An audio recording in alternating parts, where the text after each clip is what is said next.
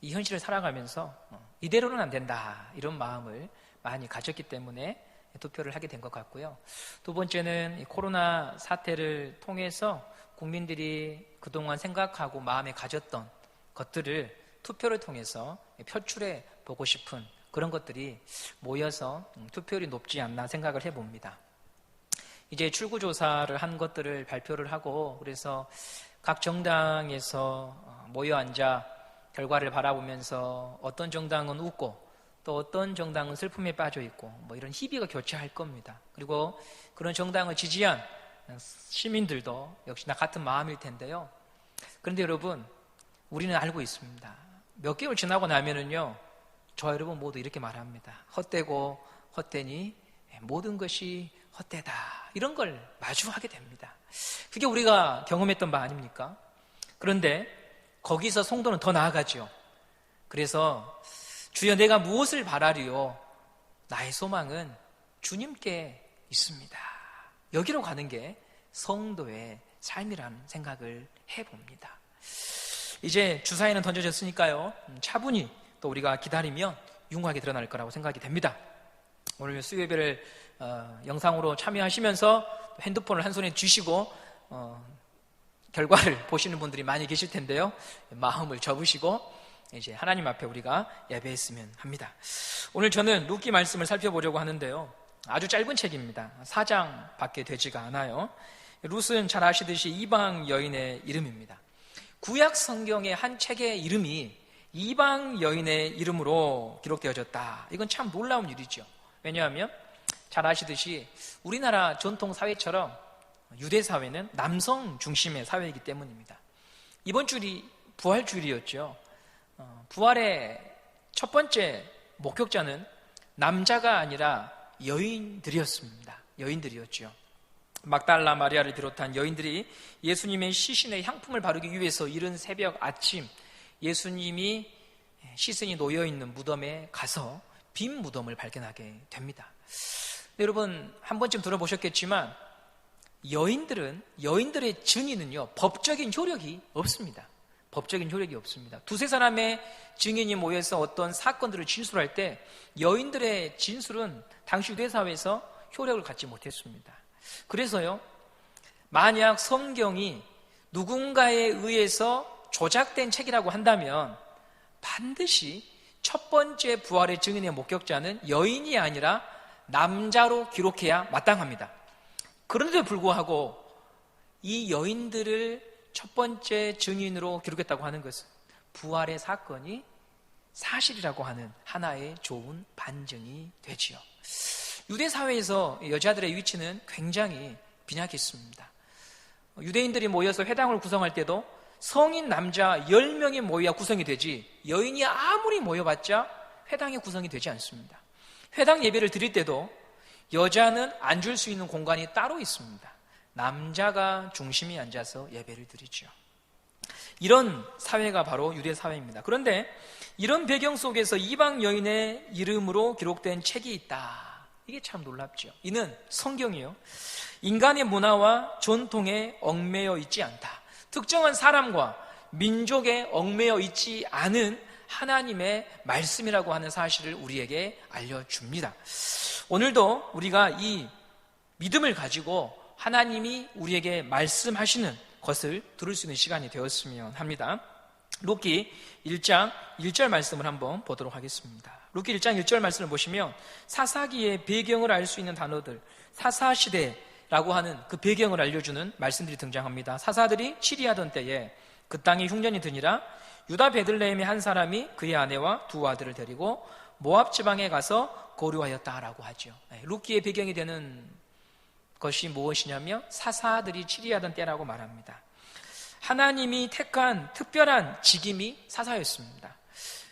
한자어로는 재판하는 사람이라는 뜻을 가지고 있는데, 사사기를 보시면 재판보다는 오히려 어디에 더 큰 비중이 있는가 하면 이방 민족의 침입 때에 군사적 리더로서 한 지파나 이스라엘을 지키고 전쟁을 수행했던 리더라고 하는 것을 알게 됩니다. 여러분이 한 번쯤 들어보셨던 기드온이나 입다나 삼손이 사사들이죠. 이 사사기를 특징 짓는 단어는요, 욕망이라고 할 수 있습니다. 욕망. 욕망과 욕망이 충돌하던 시대, 그게 바로 사사시대입니다. 이 시대가 오늘 이 현실을 살아가는 저와 여러분에게 좀 뼈아프게 다가오는 이유는 뭐냐면, 신앙의 이름으로 포장된 욕망들이 허다했다는 거죠. 신앙의 이름으로 포장된 욕망. 하나님이 왕이면 하나님께 결제를 받아야 되는데, 하나님은 뒷방에 계시는 노인분으로 계시고, 자기 욕망을 신으로 삼아 모든 것을 결정하고 선택했던 시대가 사사시대입니다.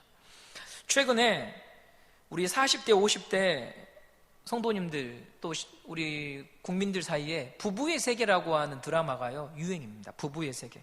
높은 시청률을 올리고 있어요. 불륜과 복수가 테마죠. 영국 BBC에서 방영한 드라마를 그대로 가지고 와서 한국판으로 만든 건데요. 이런 소재의 드라마가 인기를 끄는 이유가 뭘까 생각을 해보면요, 우리 인간의 숨겨진 욕망을 민낯을 그대로 보여주고 있기 때문에 그래요. 우리가 살아가는 현실 세계 속에서 일어나는 일이고 감춰진 욕망을 드러내주고 있기 때문에 사람들에게 공감을 받기도 하고 흥미를 끄는 것 같습니다. 직장이 정글이고 세상이 정글이다, 이런 말들은 우리가 여러분 받아들입니다. 그런데 이제 우리 사회는요, 가정이 정글이 되어버린 사회를 살고 있다고 하는 겁니다. 가정은 한 사람이 온갖 풍파를 헤치며 살아가다가 언제든지 찾아가서 편안하게 쉴 수 있는 공간이 유일하게 가정이에요. 가정. 근데 이제 우리가 몸담고 있는 가정은요, 서로가 서로의 욕망을 쟁취하기 위하여 싸우는 자리가 되어버린 거죠. 그게 바로 사사시대예요. 사사시대입니다. 아버지는 아버지의 행복을 찾아서 옛사랑 만나러 가고, 엄마는 엄마의 행복을 찾아서 또 다른 누군가를 만나러 가고, 자식은 자식의 행복을 위하여서 떠나버린 그런 시대가 되어버린 것입니다. 그게 바로 사사시대입니다. 사람이 하나님을 거절하고 욕망을 신으로 삼을 때 하나님이 주신 모든 축복된 것들이요, 다 깨져버리고 서로를 향하여서 칼을 겨누게 되는 시대, 그게 바로 사사시대입니다. 이런 시대를 살았던 한 가정의 이야기가 룻기입니다. 다시 1절을 보시면은요, 1절 말씀 보시면 사사들이 통치하던, 다스리던 그 시대에 흉년이 들었다라고 합니다. 그리고 그 시대에 한 지명의 이름이 나타나는데 유다 베들레헴이라고 나타나 있습니다. 유다 베들레헴의 한 사람이 한 아내와 두 아들을 데리고 있었다라고 말하죠. 베들레헴은 떡집이라고 하는 의미를 가지고 있죠. 떡집. 근데 이 떡집에 흉년이 들었어요. 이걸 다시 한번 해석해 보면은요, 떡집에 떡이 없는 시대가 되었다라고 하는 것입니다. 먹을 것이 없다, 가볍게 얘기할 일이 아니죠. 생존이 달린 문제입니다. 내가 배고픈 것은 참을 수 있지만 내 새끼가, 내 자녀가 먹을 것이 없는 것을 지켜본다고 하는 것은 극도로 비참한 상태죠. 그래서 이 가정은요, 이주를 결심합니다. 그들이 가고자 하는 목적지가 1절 끝에 모압 땅이라고 되어 있습니다. 모압은 이스라엘과 편한 관계가 아닙니다. 몇 가지 이유를 찾아보자면, 첫 번째로 이스라엘 백성이 애굽에서 나와서 출애굽에서 광야에 머물 때 약속의 땅으로 들어가려고 할 때 길을 비켜주지 않았던 민족이 모압 족속이었습니다.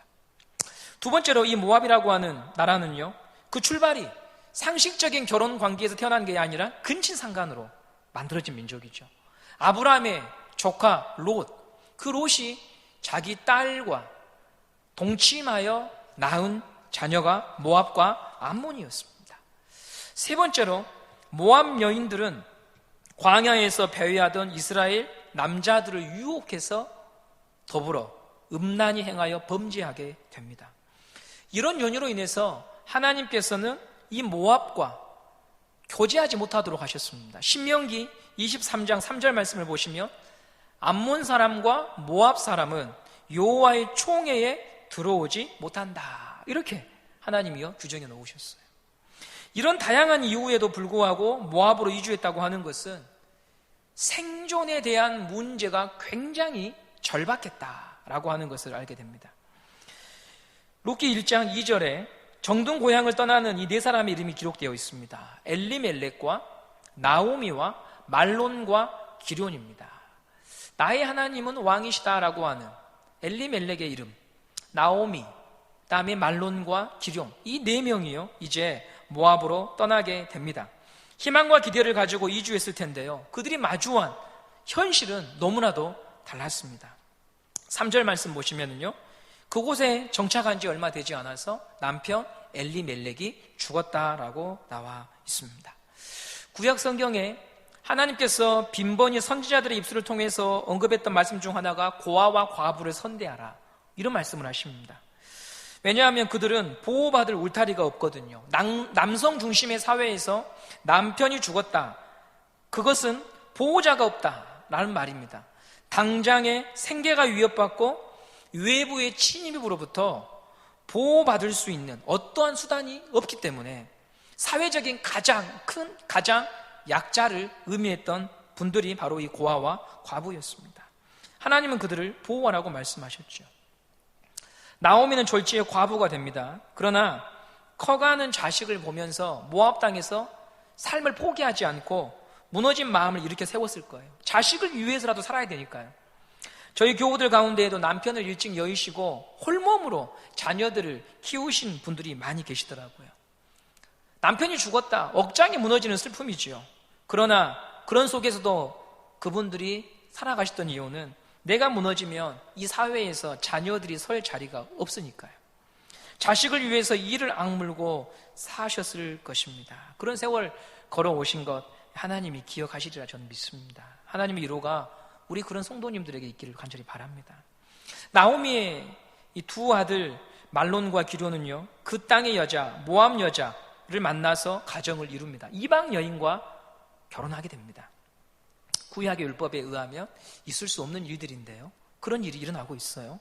며느리로 맞이한 여인 중 한 명의 이름이요, 오늘 책에 나오는 이 여인 룻입니다. 룻.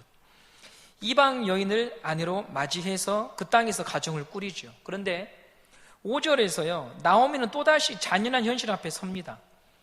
두 아들 말론과 기럝이 죽은 거예요. 어머니보다 세상을 먼저 떴습니다.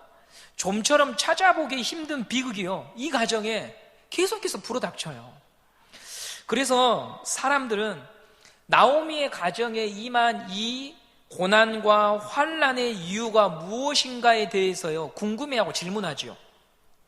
뭔가 이유가 있지 않겠는가? 가장이 죽었다, 두 자식이 부모보다 먼저 죽었다, 이건 뭔가 이유가 있는 게 아닌가? 그리고 찾아내는 대답은요, 약속의 땅 베들레헴, 이스라엘을 떠나버렸기 때문에 그들이 이런 고난을 받은 게 아닌가라고 해석합니다. 이런 해석이 룻기를 설교할 때 가장 많이 들려오는 해석인 것 같더라고요. 저도 그런 관점에서 설교를 했었습니다. 이런 해석은요, 깔끔하고 명확해요. 그리고 적용도 편합니다. 이런 관점에서 성도들에게 어떻게 적용할 수 있냐면, 엘리멜렉과 나오미 가정을 보십시오. 여러분, 삶이 어렵다고, 신앙생활이 어렵다고 교회를 떠나서 세상으로 가지 마십시오. 그러면 하나님의 징계가 있습니다. 여러분의 길이 결코 평탄할 수 없습니다. 이런 식으로 적용이 되는 설교들이 될 수 있죠. 이런 해석과 적용이 틀린 말은 아닐 수 있는데요, 과연 룻기 1장이 그것을 말하고 있는가에 대해서 우리가 오늘 한번 생각해 보자는 것입니다. 똑같은 성경을 보아도요, 해석이 다를 수 있거든요. 우리가 오늘 똑같은 세상을 살아도 어떤 분들은 1번 정당의 관점으로 세상을 보고요, 어떤 분들은 2번 정당의 관점으로 세상을 봅니다. 또 어떤 분들은 3번 정당의 관점으로 세상을 봅니다. 저도 오늘 오전에 투표했는데 제 아내하고 저하고 찍은 정당과 후보자가 달라요. 다 다르더라고요. 다 달라요. 예. 저하고 담임 목사님하고도 아마 다를 수 있어요. 저하고 저희 교직원들하고도 다를 수 있어요. 예. 이처럼 우리가요, 세상을 보는 눈이 다릅니다.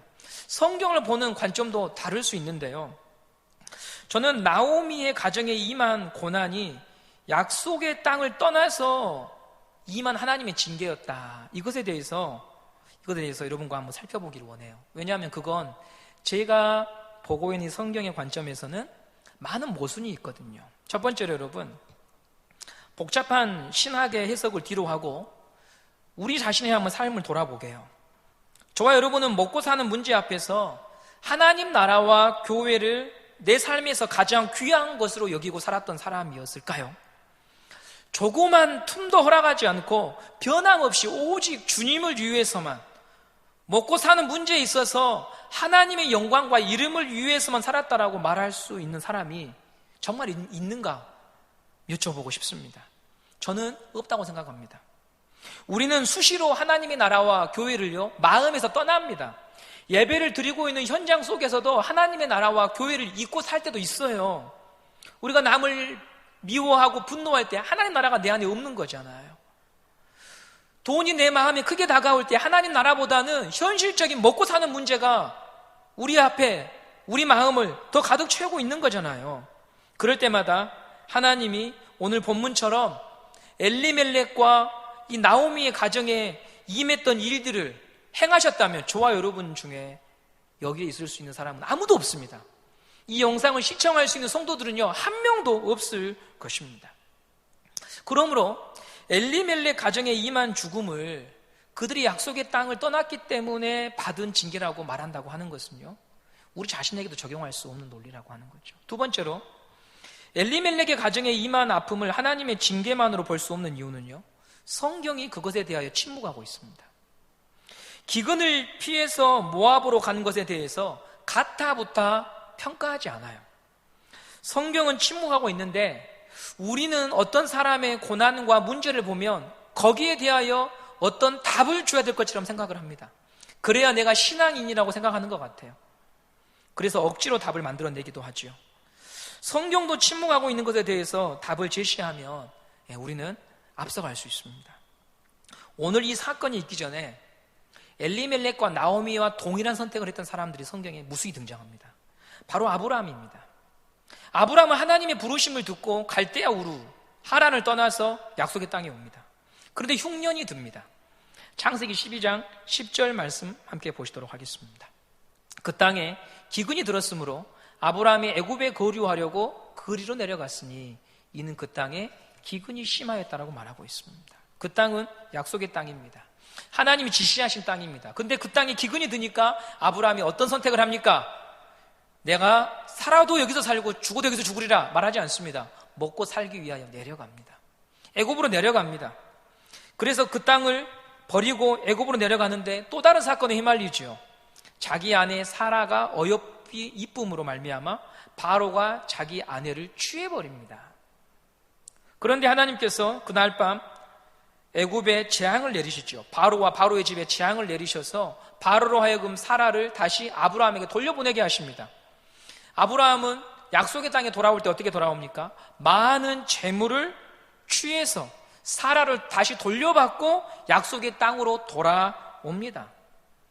아브라함이 내렸던 선택과는 정반대의 결과를 받아서 약속의 땅으로 돌아오죠.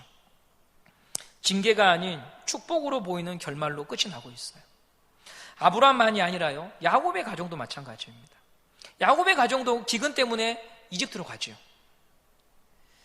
그래서 저는 엘리멜렉의 가정에 임한 고난을 약속의 땅을 떠났기 때문이다, 교회를 떠났기 때문이다, 이런 식으로 단순하게 설명하는 것은 너무 쉬운 접근이다, 너무 무리한 접근이다라고 말씀드리고 싶습니다. 그럼 룻기가 하고자 하는 이야기가 뭘까? 저는 그보다 훨씬 더 큰 이야기를 룻기가 하고 있다고 생각을 합니다. 룻기에는요, 하나님이 이렇게 하셨다, 하나님의 직접적인 개입이 나타나지 않아요. 하나님이 개입하셔서 이걸 이렇게 만드시고 바꾸시는 것들이 드러나지 않아요. 이게 왜 중요하냐면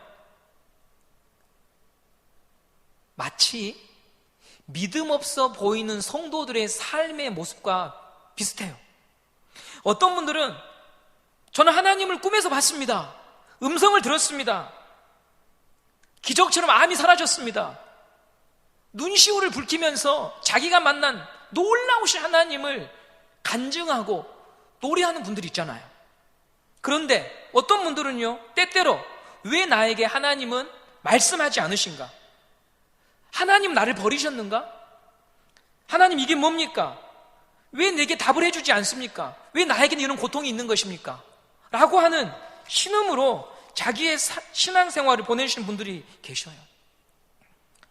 엘리멜렉과 나오미 부부가 기근으로 어려워하던 날 하나님이 그들에게 모압 땅으로 가라 말씀하지 않습니다. 엘리멜렉이 죽었을 때 하나님이 나오미에게 찾아가서 네 남편이 이렇게 죽었다 말씀하지 않아요. 말론과 기론이 죽었을 때 나오미에게 말씀하지 않습니다. 그런 음성이 전혀 없어요. 답답하지요. 억울하지요. 분노스럽지요. 그런 상황에서 나오미와 룻이 할 수 있는 것은 뭐였냐면 죽지 않고 그냥 사는 거였어요. 각자가 주어진 상황에서 자기 수준에 맞는 결정과 선택을 하면서 그냥 사는 것. 그게 전부였어요. 신앙인이라고 하기에는 너무나도 초라해 보이잖아요. 나는 하나님을 믿는데 하나님은 나에게 말씀해 주시는 것이 들리지 않고 보이지 않고 느껴지지 않을 때 그냥 사는 것밖에 없을 때, 그런데 하나님은 이 룻기를 통해서요 초라해 보이는 사람들의 결정과 선택까지도 잡아 쓰셔서 우연처럼 보이는 삶의 일들을 통해 새로운 만남을 창조하시고 살아갈 기회를 만들어내시는 분이 하나님이라고 하는 것을 룻기가 보여주고 있다는 거예요. 분명히 실패했고 끝이었고 또 어떻게 보면은 정해진 신앙의 틀로 보면은 너는 하나님의 징계를 받은 것일 수도 있어. 너는 믿음 없는 선택을 했어 라고 판단될 수 있는 그런 인생을 살아왔는데 그런 인생을 하나님이 버리시지 아니하고 끝까지 데리고 가셔서 자기의 일을 해내신 하나님, 그것을 오늘 룻기가 우리에게 보여주고 있다는 거죠. 오늘 한번 잠잠히 여러분이 걸어온 지난 세월들을 돌아보십시오. 내가 판단하고 결정한 대로 삶의 결과를 거두어 들이셨습니까? 아니면 똑부러지게 이거라고 말할 수 없지만 하나님이 도우셨다라고 밖에는 설명할 수 없는 부분들이 여러분의 삶에 있지 않습니까? 내 힘으로는 이런 결과를 만들어낼 수 없었는데 내가 살아온 삶을 생각하면 이런 결과는 너무 과분한데 라고 생각되는 부분들이 있잖아요. 그 일들, 그 상황들, 그 우연들을 누가 만들어내신 것일까요? 바로 숨어 계시는 듯 보이는 하나님께서 나의 실수와 나의 초라한 선택을 넘어서서 나를 끝까지 붙잡으시고 함께 하시기 때문에 우리가 오늘 이 자리에 있는 것입니다. 그러므로 지금 여러분의 삶에 기근이 임했다고 해서 그것으로 모든 것이 끝났다고 단정 짓지 마십시오. 하나님은 여전히 하나님이셔서 자기 백성을 찾아오시고 기억하시고 돌보시기 때문입니다. 고통을 마주한 날, 오늘 주제가 고통을 마주한 날 어떻게 해야 될까라는 주제를 가졌는데요. 고통을 마주한 날 나의 무능함과 초라함에만 머물러 계시지 마시고요. 룻을 따라서, 나오미를 따라서 모압까지 찾아오신 그 하나님을 잠시 한번 생각해 보십시오. 여러분의 인생을 더듬어 보십시오. 어느 한 구석 분명 하나님이 하신 일이 있습니다. 지금 이 설교를 듣게 하신 것도요, 하나님은 우연이 아니십니다. 하나님은 우리의 호흡도 놓치지 아니하시고 따라오시는 분이십니다. 오늘 말씀 1장 6절 말씀 읽고 마치겠는데요, 1장 6절 한번 읽어보겠습니다. 그 여인이 모압 지방에서 여호와께서 자기 백성을 돌보시사 그들에게 양식을 주셨다 함을 듣고 이에 두 며느리와 함께 일어나 모압 지방에서 돌아오려 하여. 나오미가 한 소식을 듣지요. 베들레헴의 기근이 끝났다 소식을 들어요. 근데 여러분, 이 소식을 자연적인 현상으로 듣는 게 아니에요. 어떻게 듣습니까? 하나님이 그 땅을 돌보신다고 하는 믿음의 관점에서 듣습니다. 그리고 돌아가죠. 룻기에는 돌아간다고 하는 말이 12번이 나옵니다. 그것은 무엇이냐면 이 룻기의 저자는 우리에게 돌아가라고 말씀하고 있는 거예요. 세상에 소망을 두었느냐? 돌아와라. 의심에서 돌아와서 주님을 바라봐라. 하나님이 부재한 것 같고 하나님이 보이지 않는다고 말하는 그 탄식에서 돌아와서 하나님을 불러라 라고 우리를 초청하고 있는 것입니다. 자기 백성을 돌보시는 하나님, 분명히 비어버린 떡집이었지만 그 떡집을 채우신 하나님께서 룻과 나오미의 삶도 채우실 것을 우리들에게 보여주고 있는 것입니다.